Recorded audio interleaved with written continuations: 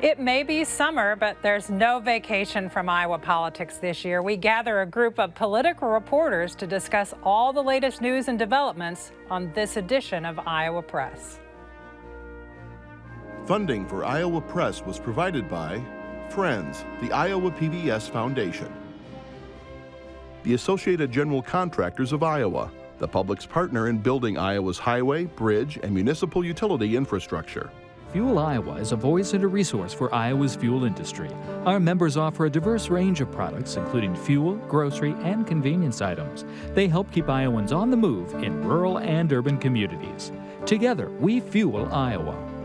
Small businesses are the backbone of Iowa's communities, and they are backed by Iowa banks. With advice, loans, and financial services, banks across Iowa are committed to showing small businesses the way to a stronger tomorrow. Learn more at iowabankers.com.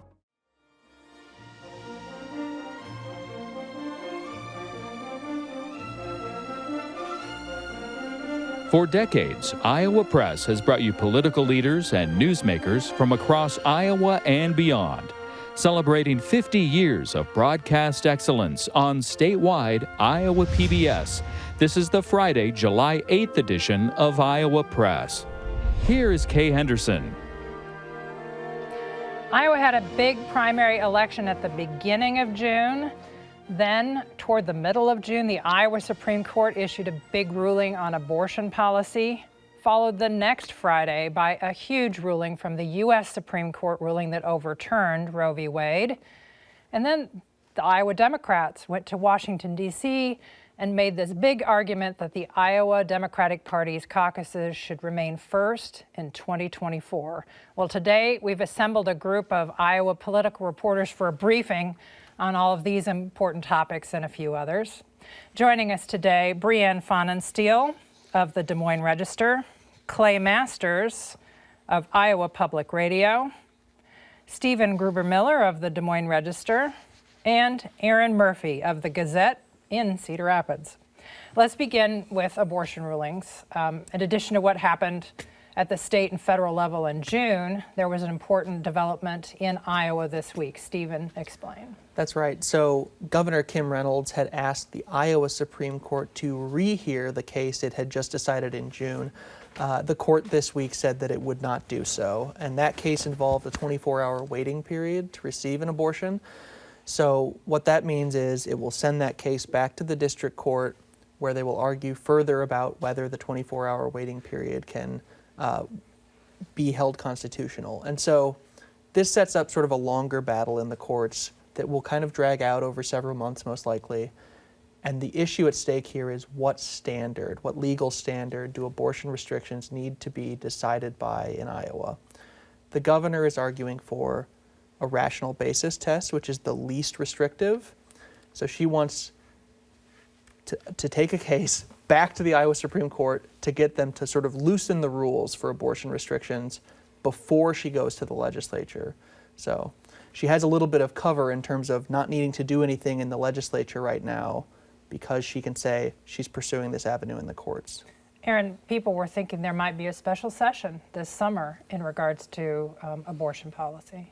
Yeah, and Stephen alluded to it there at the end. This sort of punts that conversation for now, and there's some political benefit to that for Republicans. Pardon me, they don't have to come back and take what could be some controversial or big votes right before an election this fall.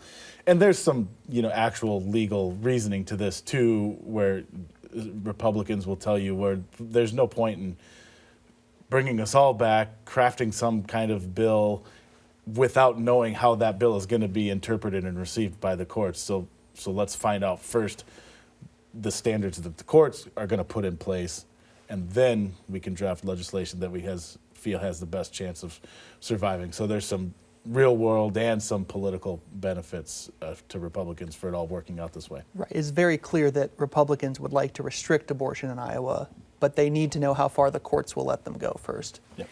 Brianne, how does this shake out in terms of the voter dynamic here? Does it motivate certain voters? I think it absolutely motivates certain voters, and the question is which voters and how many of them. Both parties are expecting this to really kind of boost enthusiasm on their sides. Republicans, for example, have been explicit over many years to say, we need you to turn out, we need you to elect Republicans so that we can elect a Republican president who can nominate conservative justices who will tackle this specific issue. So for Republicans, this is an issue that they've cared about for a long time. They've worked toward for a very long time. And so now they're seeing the fruits of those labors. On the Democratic side, it's the opposite, right? This has been cataclysmic as far as they're concerned. And so is it going to motivate Democrats to show up and push back a little bit? On the flip side, I think there's some concern among those on, maybe newer voters, folks who are farther left, who look at Democrats and say, we did vote for you. We put you in office for 50 years, and you haven't done anything to codify these abortion rights into federal law. So why should we turn up for you again? So there's a little bit of push and pull there that I think is going to be really interesting in November. Erin, real quickly, we don't have graphs and charts to show our viewers, and we're going to talk briefly about numbers. But what do voter registration numbers in Iowa tell us? There was a primary, obviously, in June. Yeah, and coming out of that primary, it was all good news for Republicans. They had a big boost in registered voters. Their registered voter numbers across the state are up 20,000 over the previous year, while Democrats are down 15,000. And so the voter registration advantage for Iowa Republicans now across the state is more than 84,000 voters. Now, a lot of that's in the 4th district where, it's a huge advantage. It's not so much in the other areas of the state. But it shows something of a trend that we've been talking about in Iowa before, that the needle just seems to be creeping ever more in a Republican, in a red direction. And these latest numbers are another example of that. Now, there's time for course corrections from the Democrats. Maybe they make up some of those gains in the coming months before November, but as of right now, those most recent numbers were very good for Republicans. Clay, Brianne was addressing how abortion, that issue, may impact voter turnout. We saw voter turnout in some primary elections in June on the Republican side impacted by the school choice issue. We've had horrific shootings, mass shootings. People are debating about the gun issue. And then in pockets of the state, they're debating about these carbon capture pipelines. How do you think these ancillary issues, which may be terribly local, may play in the general? There's a lot of talk that gets made by the Republicans when they're out on the campaign trail, when they're using social media to highlight inflation. They like to talk about gas prices too, which is a conversation of itself to talk about what impacts gas prices. But they're very focused on a national conversation. Many times there are a lot of other issues that get brought up, and there's always a pivot from the Republican Party candidates to talk about national issues and tying that to President Joe Biden. That being said, we see national polls that show that a majority of Americans supported Roe v. Wade. It will be interesting to see if that kind of changes the voter dynamic, because right now, when a sitting president is in one party, the other party does well in a midterm election. That's what many people are expecting. But when you've had such high-profile shootings that have happened, when you've had Roe v. Wade undone, and this is a conversation that people are having in their circles, there's going to be a lot of national politics that I think bleed a little bit into the races here. And then on top of that, there are conversations about school choice and vouchers for different schools to go to private, money to go to private schools. And then the CO2 capture pipelines. There are landowners who don't like this because it would be in their backyard. There are environmentalists, and you're seeing coalitions happen there. So we don't have a lot of good polling right now to show what kind of issues are going to be what really helps. But back to Erin's point, the Republicans definitely have the advantage. I may have some polling. So, and this ties to exactly what you were just talking about, Clay, and a little bit to what Brianne was talking about before. So NBC, now this is a national poll, and again, to Clay's point about nationalizing these races, what is the most important issue to you? Number 1 and 2 were exactly what you said, inflation and gas prices. Right now, abortion was number 5 on the list at 5 and guns was even lower at 3%. And this is this week, so this is after the recent mass shootings. This is after Roe versus Wade. So at the end of the day, we often talk about this, and then we inevitably come back to it. It still, at the end of the day, comes back to checkbook economy issues. Now, will that change? Who knows? But as we sit right now. Well, and I remember, rewind to 2020, there was a lot of talk about, before we knew that Donald Trump was going to win Iowa, before we knew that Senator Joni Ernst was going to be reelected, there was a lot of talk about, how the pandemic is handled at the local level will affect how people vote in November. And I think it was kind of the inverse of what many people thought. The pandemic response from different elected officials was what actually had the impact on who turned out. So, yeah, checkbook. Yep. What about the votes that Iowa's congressional delegation in the House and Senator Grassley and Ernst took on the gun bill that cleared the Senate? Will that be a debate point in the fall? I think it will absolutely be a debate point in the fall. This is an issue that voters care a lot about on both sides, again, for different reasons. And so kind of, feeling out how the candidates stand on those issues will be important. If we think back to the infrastructure law, for example, the big infrastructure law that Senator Chuck Grassley voted for, he was one of only a handful of Republicans who did that. And in the weeks following, I went out to several of his events in some conservative areas of the state, and voters there were very frustrated with him. They thought he went too far. Well, you and I covered an event, Ashley Hinson's kickoff of her re-election campaign, and he got a few boos from the crowd there. Exactly, and it's really hanging on. The more recent polling that we've done at the Des Moines Register shows that Chuck Grassley polls behind several other top Republicans in the state as far as his favorability. So I think a lot of these votes will come back to affect the races in one way or another. So he did vote for the infrastructure law. Fast forward a year to this gun vote that we were just talking about, and he was not one of the 15 or so Republicans in the Senate who voted for this bipartisan gun package. Joni Ernst was. And I think that kind of shows perhaps a reaction to some of the feedback he got on that last bipartisan vote, but also just kind of the extent to which these races are pretty polarized now. And so you need to be focusing on your own people turning out a little bit more than showing your bipartisan credentials. And he's clearly aware of that backlash, that feedback, because when this week the federal government announced some funding for Iowa airports out of that infrastructure bill, Chuck Grassley put out a statement saying, hey, this is why I voted for that. Clay, we're talking about the Senate race. Let's talk about the challenger that's set up against Senator Grassley, Mike Franken. Yeah, you had him on the show here not too long ago. Mike Franken, retired Navy admiral, surprised a lot of people maybe watching nationally, defeated Abby Finkenauer, the one-term former congresswoman from Iowa. And, seeing the two of them on the campaign trail, Mike Franken was very, out there. I was actually feeling like this feels kind of like one of these Chuck Grassley town hall meetings, because he was taking a lot of questions. He was talking a lot about foreign policy. It's going to be interesting to see how he performs. I think a lot of the people that I was talking to during these campaign events were interested in Mike Franken because they thought that he was somebody that could beat Chuck Grassley. Of course, that's what all Democrats would like in the state, I'm sure.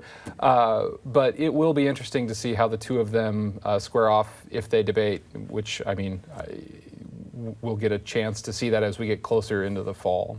How does Mike Franken make the case to the big donors that, hey, invest in my race against Chuck Grassley, who's sometimes considered the most popular Republican in Iowa, when you have competitive races in big states like Pennsylvania and maybe Wisconsin, which is a neighboring state? I mean, how does he make that case? He prays for good news from Ann Selzer and our colleagues here from the Register, and gets a good poll. The campaign did publish a poll this week, an internal poll, so take that caveat for what it's worth, that showed him within 5 percentage points of Chuck Grassley. If that's a one-off, so for now, if more and more show that, then attention may come in his race. But I believe Admiral Franken has said as much, like, we need some polls to show that we can be. He said it on this program. Yeah, actually. thank you. I thought so. That we need that to show the national folks and the folks with the money that it's worth paying some attention to Iowa. But even so, with if you look back to this last election with Joni Ernst, it looked like Teresa Greenfield, the Democrat in that race, was within striking distance in some of these polls. The national money came in droves, and Joni Ernst still won by, I believe, 8 percentage points in that race. And so I think history in Iowa, paired with, as Clay mentioned, probably a bad year for Democrats nationally, it's going to be really tough for him to make that case. So I was struck by listening to Cindy Axne's speech at the Democratic State Convention in June. Hey, I'm the #1 target for Republicans. Brianne, how is that congressional race in the new 3rd District shaping up? Well, it's shaping up to be incredibly competitive. Cindy Axne is one of only a handful of Democrats who won in districts that Donald Trump also carried. So for that reason alone, she's seen as incredibly vulnerable. And she is now facing, we know from the primary state, Senator Zach Nunn won his primary race. He's a military veteran. He served in the state legislature. And so he's the kind of person who I think people believe could make this a competitive race, make it a real matchup. But I think Cindy Axne is also seen as being really in touch with her district, as having done a lot of work here to hold that down. But again, we're coming back to a midterm election year where the tides are not, they're going against the Democrats broadly. So national forecasters have said this race leans Republican. They switched that after Zach Nunn won his primary. So we do expect this to be very competitive. We expect a lot of money to come into this race because it is really one that could decide the fate of the House of Representatives. Erin, down in the 1st District, and now the new first district, and it's southeast Iowa quadrant and kind of tumbles over and catches a little bit of the south suburbs of Des Moines. Marionette Miller-Meeks is seeking re-election and facing Christina Bohannon, a Democrat from Iowa City, which would be the Democratic power base in that district. Yeah, it's similar to the 3rd District where you have Des Moines and then everything else that's the case for that district. That'll be an interesting one. It seems to be that it should be competitive too. I mean, remember, and now these are new districts because of redistricting, but when Marionette Miller-Meeks won 2 years ago, she won by 6 votes, so obviously a super close race. And there are some Democrats who would say, parentheses, maybe she won because they were ballots that weren't counted that they thought should have been. So it's a competitive area, generally speaking. And Christina Bohannon, the Democrat, is well known and popular in the district and is a good public speaker when we've had a chance to see her at events, is a good campaigner. So we expect that one to be competitive. But again, and we're really banging this drum here, but it does go back again to the national mood and the way that voters feel about Democrats right now in general, and that could hurt Christina Bohannon in that race as well. Clay, then in the new 2nd, you've got 2 people who know one another well who are running against one another. That's right. So this is the district that includes Cedar Rapids and northeast Iowa, and it's first term. She's in her first term, Ashley Hinson, the congresswoman there, and then she's running against State Senator Liz Mathis of Hiawatha. And both of these, I mean, it's been said on this show in the past, that they're well known because they were on television, they were journalists in that district. And Liz Mathis, when I came to Iowa 10 years ago, was fairly new in the state Senate. Democrats had control of the state Senate, was kind of an up-and-comer. And as long as I've been in this state, people I've been hearing from Democratic circles would like her to run for federal office. Well, now she's running. I've seen her out on the campaign trail and small community gatherings. She connects with voters as she's out there, and so does Ashley Hinson. So, I mean, they both have name ID in their district and are well known. And, how rare is it that a state has 3 competitive congressional races going into a midterm election? So it'll be interesting watching all 3 of those, of the 4 congressional races here. We're, of course, watching a gubernatorial race, and neither Kim Reynolds nor Deidre DeGier had primary opposition, but the race is maybe starting in earnest. Stephen? Yeah, I think if you're looking at that race, you would rather be in Kim Reynolds' position right now. First of all, you're an incumbent. Second of all, Reynolds has vastly outraised DeGier throughout this campaign. We were talking a little bit about the challenge of raising national money for Democrats. You have to prove that Iowa's competitive, and so I think that's has been a struggle for DeGier and is going to continue to be a struggle to be able to compete financially. If national donors see Iowa as a red state, they don't want to pour money into a governor's race that they think is going to lose. So Reynolds is kind of running this race on her own time, and she's had sort of the the time to focus on other issues, like we talked about her education proposal previously. She went around campaigning for Republicans who supported giving that taxpayer scholarship to pay for private school. So she's kind of working on those issues that she wants to focus on next year in the legislature, and hasn't really focused much on this year. When she's campaigning, she talks a lot about the national economy, which we've been talking about, right? So sort of running against Joe Biden almost, who's unpopular in Iowa, talking about inflation, talking about gas prices, talking about how those things are hurting Iowans. Well, in 2018, Democrats made that election sort of a pseudo referendum on Donald Trump. Brianne, doesn't it make sense to make this election a pseudo referendum on Joe Biden? Well, that's certainly what Governor Reynolds is trying to do. You ask her a question about just about anything, and she'll very quickly pivot to gas prices, to inflation, to issues at the border, all kinds of things. She's trying to make this race very national. And this year, when she was on this program a couple of weeks ago, she turned that back around on Kim Reynolds and said, she's happy to talk about national issues, but there are problems here at home that she should be focusing on. So I think that's going to be a tension that we'll see between these two candidates about where they're trying to draw voters' attention and what they get from that. And how voters respond to that. Exactly. Because again, that NBC poll has all the issues that Kim Reynolds and Republicans have been talking about. Can Iowa Democrats motivate voters to vote based on school choice or transgender students? I mean, that's their challenge, if they see that as the path forward for them. So we have less than 5 minutes left for this conversation, and we can't go without talking about the Iowa caucuses. Democrats went to D.C., as did Brianne and Clay. You were in the room where it happened, so to speak. Clay, they made the case that the Iowa caucuses should remain first to the Rules and Bylaws Committee of the Democratic National Committee. Yeah, and these are important national Democrats, and they gather in a room, and one after another, they hear from these states. I think it was like 17 states in Puerto Rico, 16 in Puerto Rico. They make their case. The Democratic National Committee Rules and Bylaws Committee wanted states to make the case based on, is your state competitive in a general election? Is your state diverse, the population?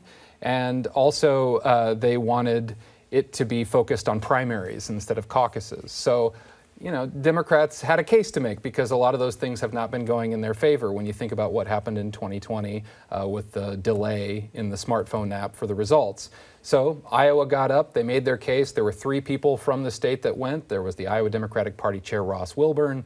There was also Jennifer Confirst, the House Minority Leader, and then Scott Brennan, a former Iowa Democratic Party chair who also serves on that Rules and Bylaws Committee. So they got up, they made their case, as did all these other states, and no decision was made.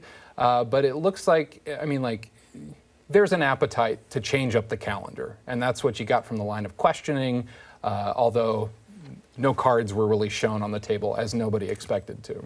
So I think the smoke will be sent on this in early August. They'll know for sure what the calendar may be. But Brianne, what was your read of what was going on there? Well, it's not great for Iowa Democrats, if we're being blunt about it. The questions in the room were really focused on a lot of things that Iowa Democrats can't change, right? We can't change the demographics of the state. We can't become a primary and not a caucus.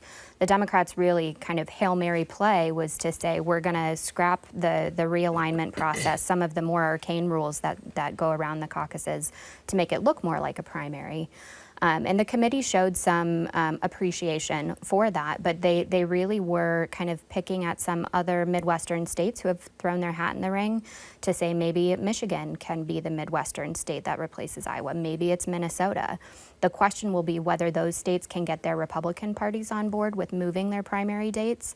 And if that happens, I think Iowa's in a really threatened position. And so we should note that we're taping this on Friday afternoon. There will be a meeting of the Rules and Bylaws Committee Friday evening where we might see some of those cards come onto the table for the first time before they make their final vote in August. One thing that a source said was that by announcing, hey, we're going to let early voting, maybe 2 to 3 weeks ahead, then Iowa could say, hey, we're really starting to vote first, but they might be number 5 in the lineup. Is that something that either of you see as more likely? I think that's possible. I think it's possible that Iowa gets moved back in the lineup. They go 4th or 5th instead of 1st. And if they do have early voting, I mean, that's an incentive for presidential candidates to continue campaigning here. But if you think back to 2020, California had early voting. They technically started voting before Iowa did in 2020. And there was a conversation about whether that would change the dynamic of where people played. And most people probably don't remember that because it didn't change the dynamics all too terribly much. And I mean, the things that Iowa seemed to have going in its favor the most as they were making this case are the, cost of running in Iowa. There is a very low cost media market here. You can also hit a lot of the state that is, be in urban, suburban, rural Iowa. And with relatively ease. The population is spread out a lot more in Iowa than in a place like Michigan or with Detroit or with the Twin Cities in Minnesota. But the Republican National Committee, they've already kind of set their calendar that still goes Iowa, New Hampshire, Nevada, South Carolina.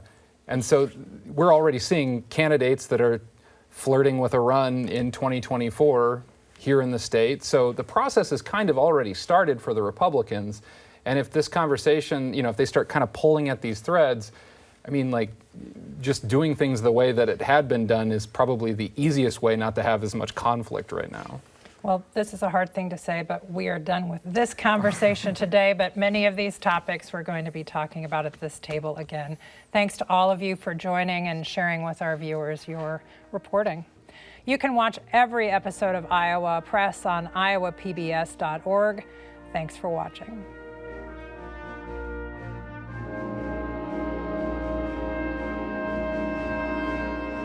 Funding for Iowa Press was provided by Friends, the Iowa PBS Foundation, the Associated General Contractors of Iowa, the public's partner in building Iowa's highway, bridge, and municipal utility infrastructure.